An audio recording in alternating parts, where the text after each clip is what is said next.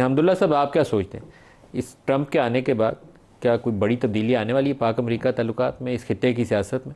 बिस्मिल्लाहिर्रहमानिर्रहीम। बहुत शुक्रिया। देखिए नजीम साहब, मेरे ख़्याल में हमें खुशफहमी में नहीं रहना चाहिए कि ट्रंप आया या सियासी हवाले से या माशी हवाले से या सिक्योरिटी हवाले से, किसी भी हवाले से ट्रंप की तरफ से या उनकी हुकूमत की तरफ से या रजीम की तरफ से पाकिस्तान के लिए मुस्बत इशारे मुझे नज़र नहीं आ रहे हैं, क्योंकि उनकी माज़ी हमारे सामने। दूसरी बात यह है कि ट्रंप की पॉलिसी वो होगी इस खित्ते के बारे में, जिसमें पाकिस्तान भी शामिल है, जो पॉलिसी अमेरिका की मिडिल ईस्ट के बारे में है। मिडिल ईस्ट के बारे में वो इसराइल को रोज़ अव्वल से अपने मफादात के लिए एक चौकीदार बनाना चाहते थे, एक चौधरी बनाना चाहते थे, या एक सेचो जैसे कि खुरम साहब ने कहा बनाना चाहते थे, जो कि बनाया गया। लेकिन उसके रास्ते में रुकावट कौन से ममालिक थे? मिस्र इब्तिदा में रुकावट था, लीबिया रुकावट थी। तो पुरानी बातें होगी। हाँ, तो मैं नहीं, अभी भी चल रही है लड़ाई ना।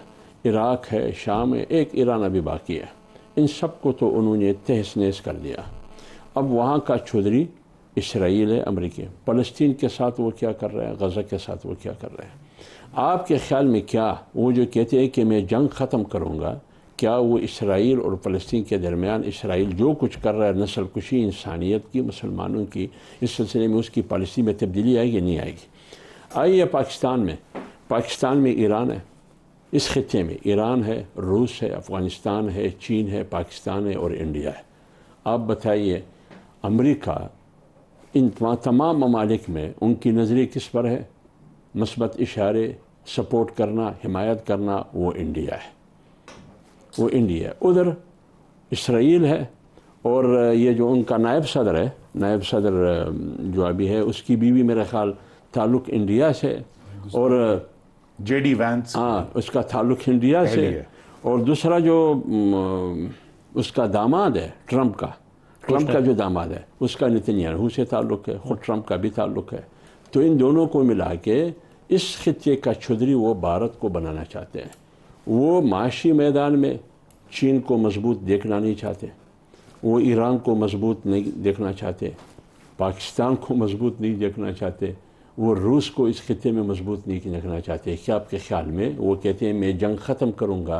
क्या यूक्रेन की जंग ख़त्म करना अमेरिका के मफाद में है या नुकसान में है? तो इसलिए इन तमाम चीज़ों को देखकर मैं तो ये कह रहा हूँ कि ट्रंप का आना पाकिस्तान के लिए नेक शगुन नहीं है। खुरम साहब, जो बरतानिया के अंदर इंतखाबात थे, ऋषि सुनक बुरे तरीके से वो हार गया, और मेरे ख्याल में बड़ी बदतरीन शिकस्त थी उसकी जमात की भी। अमेरिका में देखें तो कमला हैरिस के साथ जो कुछ हुआ, तो मुझे लगता है ये जो इंडियन ओरिजिन की नॉन एक्सेप्टेंस है, वो जो वाइट एक्सट्रीमिस्ट राइज हो रहा है, पूरे यूरोप में भी हुआ, अमेरिका के अंदर भी उसी का फिनोमिना था, वो एक बड़ी खुल के चीज़ सामने आ रही है। शायद एक्सेप्टेंस नहीं है उसकी। जी, इस पे सवाल है कि क्या जो हिंदुस्तानी लॉबी अमेरिका में भी पहले से ज़्यादा बहुत ताकतवर हुई है, बल्कि जो हम कहते हैं कि यहूदी लॉबी थी, जो कहते हैं कि अमेरिकन इसराइल जो पैक बनी हुई है, उसके मुकाबले में अब हिंदुस्तानी लोग भी आ रहे हैं। लेकिन इसको हमें जनरलाइज करना इस वक्त मुश्किल है, बिकॉज जिस ऋषि सुनक को फिर हराया बरतानिया के अवाम ने, उसकी जगह एक सिया फाम खातून जो है वो कंजर्वेटिव पार्टी की लीडर मुंतखब हो गई हैं, जो आने वाली हैं।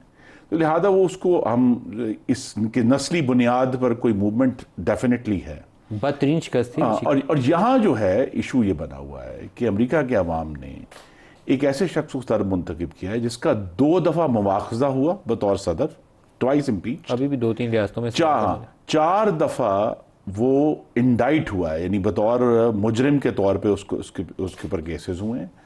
उसके बावजूद अगर अमेरिका के अवाम उसको मुंतखब कर रहे हैं, आई थिंक जॉर्जिया जहां उसके ऊपर वो केस था, वो तो जीत गया वो जी। तो लिहाजा ये जो इश्यूज हैं जिसका जिक्र हुआ कि जी ये जंग ख़त्म करेगा, अब मेरी नज़र में जंग ख़त्म नहीं होनी, एसेंशली कमज़ोर को कुचला जाएगा और उस तरह जंग ख़त्म हो जाएगी। कि भाई यूक्रेन है, यूक्रेन को अमेरिका जो है इतने $100 मिलियन की हर बिलियन डॉलर था, कि इमदाद दे रहा था वो इमदाद खत्म हो जाएगी तो वो जो ताकतवर है वहां रशिया जो है वो जीत जाएगा। इसी तरह इसराइल जो है वो जो कुचल रहा है, और पहले भी अमेरिका ने उसमें कोई रुकावट नहीं डाली, बल्कि ये दिलचस्प होगा कि जहां जो आर्ग्यूमेंट यूक्रेन के लिए डेवलप किया गया कि अमेरिका इतना खर्चा क्यों कर रहा है जो है यूक्रेन को सपोर्ट करने में, बिकॉज उतना ही खर्चा जो है अमेरिका इसराइल को बम देने में कर रहा है, तो क्या वहां ये आर्ग्यूमेंट होगा? लेकिन नहीं होगा, और जो कमजोर है उसको कुचला जाएगा। तो लिहाजा डोनाल्ड ट्रंप की ये कहना कि जी वो जंग खत्म करना चाहता है, वो जंग नहीं खत्म, वो कमजोर को कुचल कर आगे बढ़ना चाहता है कि जी जो कुचला जाए वो खत्म हो जाए और आगे बढ़े। दूसरा ये है कि देखिए डोनाल्ड ट्रंप जो है वो एक बुनियादी तौर पर कारोबारी शख्स है, और वो अपनी जो ट्रांजैक्शंस हैं उसकी नज़र से देखते हैं। और इमरान खान के मामले में उन्होंने 2 दफ़ा ट्रांजैक्शंस ऐसी की हैं जिसका सिर्फ फ़ायदा अमेरिका को हुआ है, पाकिस्तान को उसका नुकसान हुआ है। पहले जो चीज़ हम भूल गए कि 2018 में जैसे पीटीआई की हुकूमत आई तो पाकिस्तान ने जो बहुत सारे अफगान तालिबान जो पाकिस्तान की हिरासत में थे, अमेरिका को फैसिलिटेट करने के लिए इमरान खान ने उनको रिहा किया ताकि दोहा में वो डायलॉग शुरू हो सके 2018 में। और वो डायलॉग जो है 2020 आके उन्होंने फिर 20 में ख़त्म हो गया और उन्होंने अपना लेकिन पाकिस्तान को कोई एडवांटेज नहीं हुआ। इस तरह जिसकी तरफ आपने इशारा किया कि कश्मीर के मामले में बड़ा वाज़ेह है कि इमरान खान ने कॉम्प्रोमाइज़ किया, और ट्रंप की और पाकिस्तानी इस्टेब्लिशमेंट के जो है कुछ समझे कि उनके नॉलेज में रहकर किया, लेकिन क्या उसके नतीजे में डोनाल्ड ट्रंप ने 21 से उस बाद पाकिस्तान को किसी भी तरह को एडवांटेज दिया? नहीं दिया। और ये एक सवाल है कि जी 19 के बाद से 22 तक जो हुकूमत थी इमरान खान की, क्या उसमें अमेरिका ने किसी भी तरह पाकिस्तान को कोई एडवांटेज दिया? नहीं दिया। उसी तरह चीजें चलती रही। तो लिहाजा वो एक बहुत ट्रांजैक्शनल शख्स हैं डोनाल्ड ट्रंप। वैसे पाकिस्तान और अमेरिका के ताल्लुकात ही नौयत ही अभी तक जो हिस्ट्री है ना वो है ही ट्रांजैक्शनल है। हाँ, मैं एक ब्रेक ले लूं पहले। लेकिन डोनाल्ड ट्रंप ने अपनी जो ट्रांजैक्शंस 2 की उसमें उसने अमेरिका का फायदा निकाला, पाकिस्तान को दोनों में नुकसान हुआ। पाकिस्तान में इमरान खान की हुकूमत गिरने के बाद और ख़ास तौर पर 9 मई के वाक़यात के बाद PMLN और पीपल्स पार्टी, इनके बहुत से रहनुमा एहसन इकबाल साहब, ख्वाजा आसिफ साहब, मरियम नवाज़ एंड मैनी अदर्स, वो इमरान खान को पाकिस्तानी ट्रंप की तशबीह दिया करते थे। अब मुझे मालूम नहीं है कि वो कितने फ़िक्रमंद होंगे कि ट्रंप इंतज़ामिया से उनके ताल्लुकात की कहीं नौयत ख़राब ना हो जाए। वैसे तो जो वाशिंगटन के अंदर हुकूमत में लोग बैठे होते हैं उनको पाकिस्तानी वज़रा के नाम तक याद नहीं है। किसी ज़माने में मुझे याद पड़ता है कि नवाज़ शरीफ और सरताज अजीज़ साहब से मुलाकातों के कुछ ही अरसे बाद जब उनकी हुकूमत गिर गई थी तो किसी ने पाकिस्तानी फाइनेंस मिनिस्टर का सवाल पूछ लिया था तो उन्हें सरताज अजीज़ का नाम भी पता नहीं था। आमतौर पर इसी तरह की नौयत होती है। एक मैंने मरियम का स्टेटमेंट निकाला, आपको दिखाता हूँ, फिर गुफ्तगू आगे चलाते हैं। जो आज हुआ वो एग्जैक्टली उसका रिपीट था जब आपने देखा कि यूनाइटेड स्टेट्स ऑफ अमेरिका में गुंडागर्दी का जो कल्चर इंट्रोड्यूस हुआ, ट्रंप जब हारा और जाते जाते उसने जिस तरह मुल्क पर हमला किया, आज आपने देखा वो उसका रिपीट था। ये जो पाकिस्तानी ट्रंप है ये भी अब जब जा रहा है। हुमायूं साहब, ये पाकिस्तानी ट्रंप और अमरीकी ट्रंप, सियासत में कुछ चीज़ें थी मुश्तरक ना, ये स्ट्रीट पावर का इस्तेमाल, सोशल मीडिया का इस्तेमाल, लेकिन अब ये मुझे नहीं पता कि नून लीग के मरियम या बाकी वज़रा के ऊपर कितनी भारी दिन आने वाले हैं और इमरान खान को कोई फ़ायदा पहुंचने वाला है या नहीं। देखिए वो अक्सर वो कहते हैं मतलब ट्रंप को अगर हम पश्तो में ट्रांसलेट करें वो तुर्प कहते हैं, ठीक है, जो मेन होता है ट्रंप का पत्ता है, ठीक है ना, जो ट्रंप फिर उस लिहाज से उसका जवाब ये है, ट्रंप ही होता है। वो जब आके पढ़ता है तो बहुत सख्त पढ़ता है। अच्छा, जो इधर हुआ है ना, जैसे आप अभी आप बात कर रहे थे कि जैसे हमने देखा है यूके में किस तरीके से वहाँ पे चेंज हुआ है सिस्टम और उन्होंने उठा के फेंका है, जैसे इस जगह पे यूएस में क्या है, इसी तरीके से 8 फरवरी को भी लोगों ने उठा के फेंका है। फॉर्चुनेटली उनके लिए वहाँ पे इलेक्शन कमीशन जो है ना वो बेईमान नहीं था। वहाँ पे इलेक्शन कमीशन ने फॉर्म 47 के तहत रात को ये रिजल्ट आया, सुबह बदल गया, ये नहीं हुआ वहाँ पे। वरना हशर तो यहां पे भी वही हुआ, बल्कि उससे बहुत पैड़ा हुआ। और उसमें बाज ऑनरेबल लोग हैं, जिसमें खुरम साहब एक हैं, जिन्होंने कहा है कि I would rather accept an honourable defeat. 3-4 हैं, ख्वाजा साहब हैं, चंद एक ने किया है, and we must acknowledge people like them. इनकी उस चीज के इनको एक्नॉलेज करना चाहिए कि that is what a principle democracy is. ठीक है, ये चीज है। इमरान खान ने आज ट्रंप को मुबारकबाद दी है। देखिए हर एक ने दी है, हर एक ने दी है, हर एक ने दी है, हर एक ने दी है। बहुत ही दिलचस्प मुबारकबाद है, इसमें बात करना चाहूंगा। मैं एक बात बताता हूँ, अभी बात हो रही थी, खुर्रम साहब ने बात की थी कि भाई ट्रंप ने अपने वो मैंने आपको use मरियम किया। का स्टेटमेंट सुनाया नहीं वैसे बिलाल भुट्टो ने भी इसी तरह कहा था, उन्होंने यूएस के अंदर कहा था कि इसी तरीके से एक बंदे ने आपके पूरे जो 200 साल की जो डेमोक्रेटिक वैल्यूज थे उसको तबाह कर दिया। और सुनने में ये आ रहा है, सुनने में परेशान तो मुझे तो नहीं पता, लेकिन सुनने में ये आ रहा है कि एहसन इकबाल साहब अभी वो डिलीट कर रहे हैं ट्वीट्स, मजाक के होगा लेकिन I don't know, social media भी मैंने देखा, मैंने चेक नहीं किया, बाज लोगों ने मुझे कहा है, एक एंकर ने मुझे कहा है कि मैंने उनको उनके एक और ट्वीट के साथ उसको टैग करके कहा इसको भी डिलीट करो, सो दैट मींस कि कुछ हुआ है। लेकिन देखिए अब मैं आपको एक बात बताता हूँ, हुआ यह है कि जब हम बात करते हैं ना, प्रोग्राम शुरू होने से पहले हाफिज अब्दुल्ला साहब भी इस बात के ऊपर हंस रहे थे कि यहाँ ट्वीट्स भी डिलीट हो रही है ना, ठीक है। लेकिन देखिए बात ये हो जाती है कि जब हम बात करते हैं ना, हर एक मुल्क अपने मतलब की चीज देखता है। पाकिस्तान वाहिद मुल्क है जो औरों के मतलब की चीज देखता है। ये याद रखें, आज हम अगर कोई इंडिया को, जैसे हाफिज साहब ने कहा है कि इंडिया को यहाँ पे वो बना रहे हैं कि भाई तुम इधर के हेड बॉय हो गए, वो क्यों बना रहे हैं? 1980 में पाकिस्तान इंडिया से बहुत बेहतर था, लेकिन आज इंडिया कहाँ है? उसकी वजह यह कि हम लोगों के पिछले 40 साल में हम लोगों की प्रायोरिटीज वाज नॉट पाकिस्तान। जब हम बात करते हैं सीपेक की, बहुत अच्छा प्रोजेक्ट है, but we were never ready for it. CPEC से अभी तक पाकिस्तान को सच फायदा नहीं हुआ। जो 10,000 जो केवीए का जो वो बना हुआ है, वो उसका वो बना हुआ है मेगावाट का जो जो जो क्या कह सकते हैं, ये पावर प्रोजेक्ट्स लगाए हैं, उसने पाकिस्तान को डुबो दिया है, पेमेंट्स गले पड़ी हैं, वो डुबो। अच्छा, उसके बाद हम लोगों ने जो गवादर बनाया है, वो गवादर ऑल इंक्लूसिव नहीं था, उसके ऊपर सोच नहीं हुई थी।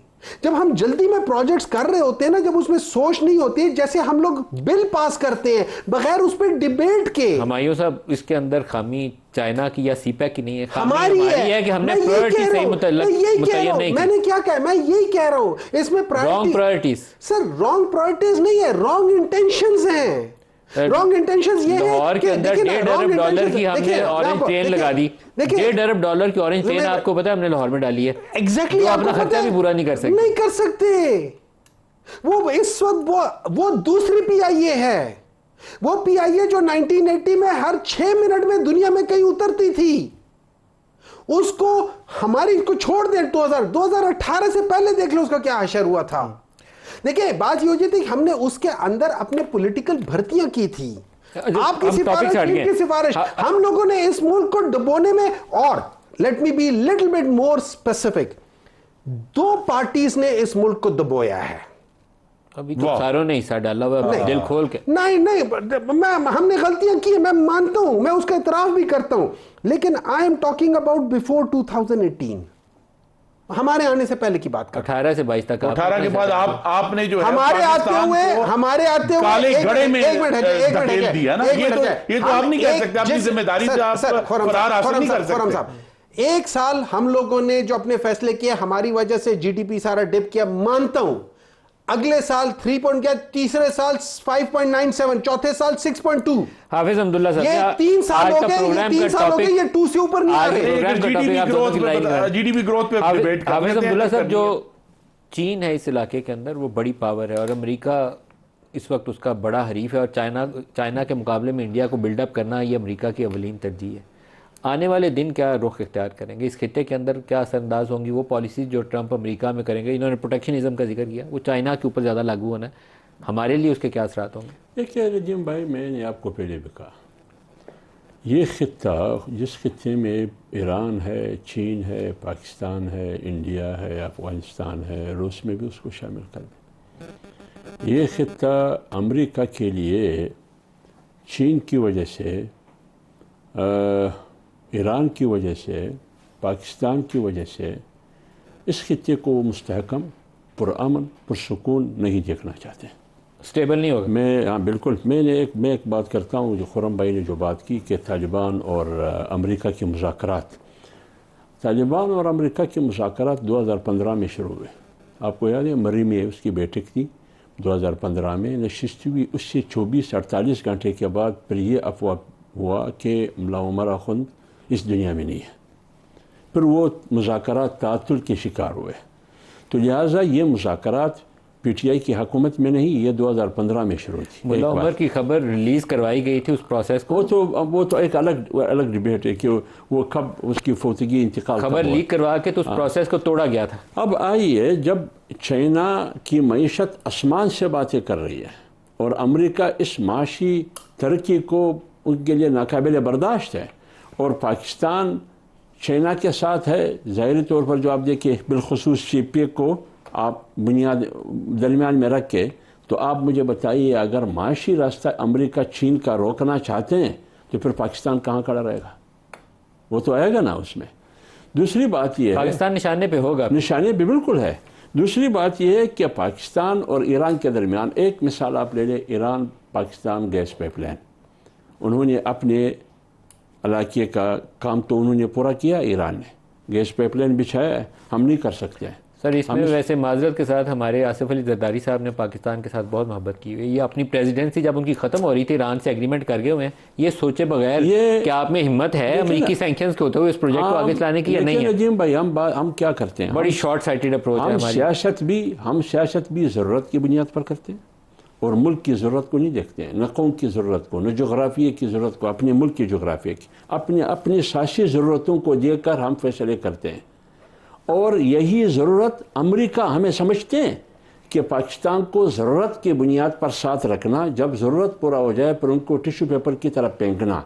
जैसे अफ़गानिस्तान में हम गए 80 की दहाई में भी, 9/11 के बाद भी, अब भी हम इस्तेमाल हो रहे हैं। ये मैं नहीं कहता हूँ, ख्वाजा आसिफ की बयान मौजूद है, वो आज का वज़ीर दिफा है, कल का वज़ीर ख़ारिजा है, उनकी स्टेटमेंट मौजूद है कि हम इस्तेमाल हुए, हमेशा हुए, पूरी तारीख यही है। तो हमारी मईशत हमेशा या तो कर्जे पर कड़ी है, या तो खैरात पर कड़ी है, या वार जंग पर कड़ी है।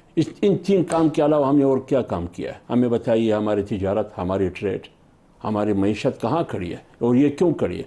लिहाजा अमेरिका ट्रंप की सूरत में हो या कमला हैरिस की सूरत में हो, जो भी हो, अमेरिका आपको स्टेबल नहीं देखना चाहते, आपको मजबूत और मुस्तहकम नहीं देखना चाहते और पूरे खित्ते को नहीं देखना चाहते, वो सिर्फ और सिर्फ भारत को मजबूत देखना चाहते हैं।